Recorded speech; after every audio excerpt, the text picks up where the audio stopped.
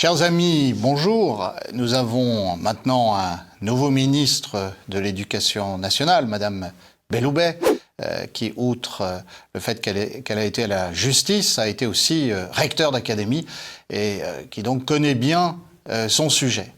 Et justement où elle arrive, le gouvernement décide qu'il faut faire des économies. Il y a 5 millions à trouver sur les budgets des ministères. Normalement, proportionnellement au budget de ces ministères, comme le ministère de l'Éducation nationale représente 15% du budget global, ça veut dire qu'il y a 750 millions à trouver pour Madame Belloubet. Alors, Madame Belloubet nous a fait une nouvelle formule du « en même temps ».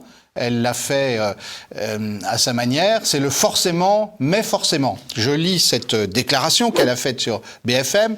Forcément, je porterai les exigences de l'éducation nationale, mais forcément, je suis dans une solidarité gouvernementale. Alors d'abord, franchement, forcément, alors qu'elle voudrait dire nécessairement, il faudrait quand même que nos ministres de l'Éducation commencent à parler le français.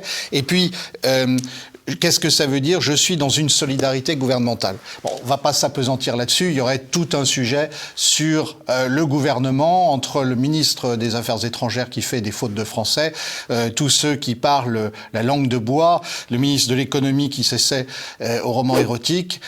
Tout ça ne va pas très fort et le moins qu'on puisse dire, c'est qu'il n'y a pas de bon exemple venu d'en haut pour l'école. Madame Belloubet, en tout cas, devrait affiner sa maîtrise de la langue française. Une fois que j'ai ironisé, j'insisterai sur l'impossibilité à trouver les 750 millions sans toucher au salaire des enseignants, et c'est bien là que le bas blesse. Alors, toucher au salaire des enseignants, ça peut vouloir dire tout simplement exiger plus d'heures de cours pour un salaire restant identique, ce qui permettrait aussi de supprimer rapidement un certain nombre de postes. Vous voyez bien que le gouvernement s'engage sur un terrain extrêmement glissant et on peut, avec une certaine jubilation, attendre les problèmes qui vont se poser. Je dis une jubilation, non pas que je me réjouisse de la crise de l'éducation nationale ou de cette crise permanente ou du fait que